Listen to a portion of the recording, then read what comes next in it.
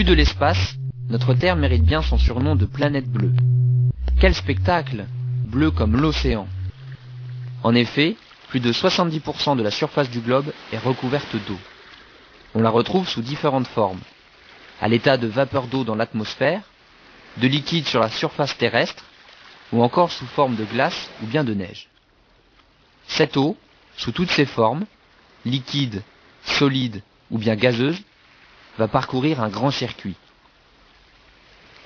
La chaleur du soleil provoque l'évaporation de l'eau des océans. La vapeur d'eau s'élève et se condense pour former des nuages dans l'atmosphère.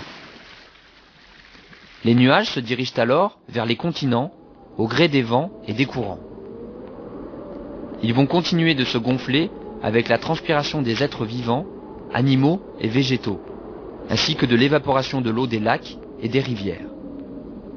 Et lorsque ces nuages rencontrent par exemple un relief, ils finissent par tomber sous forme de pluie.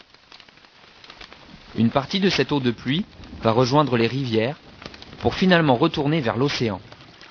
Et une autre partie va pénétrer dans la terre pour nourrir les plantes et régénérer les nappes phréatiques. On appelle cela le cycle de l'eau. L'eau est probablement l'une des ressources les plus abondantes de la Terre.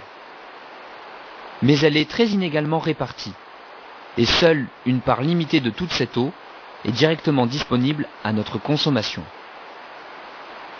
Dans nos pays industrialisés, quoi de plus ordinaire que le geste qui consiste à ouvrir un robinet?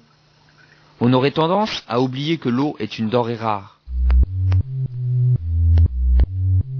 En effet, les eaux douces, directement consommables, ne représentent que 3% des réserves de la planète.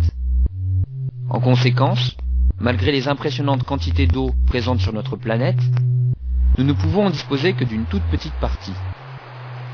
L'exploitation intensive de l'eau, la pollution croissante des réserves, les besoins de plus en plus grands d'une population mondiale en plein essor, l'inégale répartition sur la Terre, et la gestion irréfléchie par certains États, soulèvent une question inquiétante.